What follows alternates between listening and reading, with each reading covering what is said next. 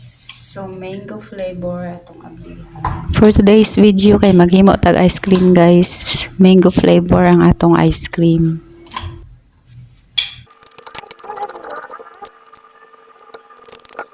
So ato na ni siyang i-beat sa electric beater guys, antud mag double size.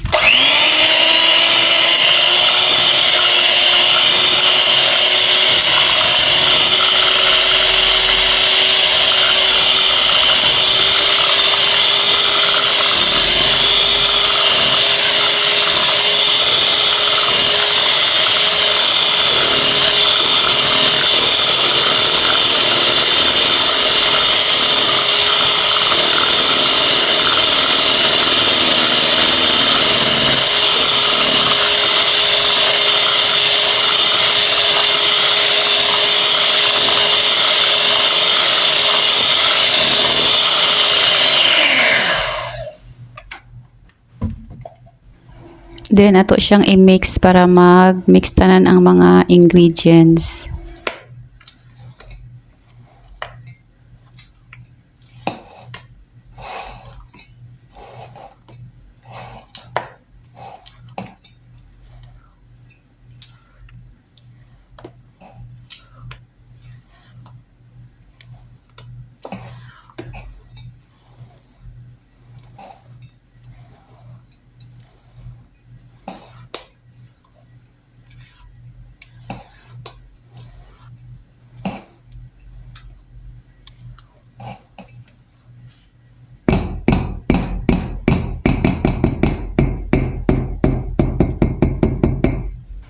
Then pag human ato na po na siyang i-beat para sa final touch.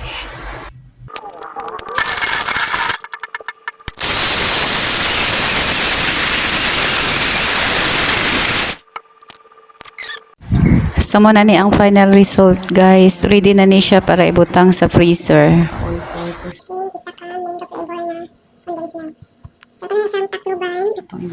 So ito na na siyang takluban guys, kaya ito na na siyang pabugnawon. So mauna ni ang update sa ice cream guys, gamay na lang nahabilin kay lami man siya. So hapit na gud siya mahurot. So ipakita lang ako nga mauna ni siya ang result. So that's it. So mo ni akong homemade mango flavor nga ice cream. May gani na binlan pa. Try ninyo guys. Kaya rin nyo ni himuon sa balay.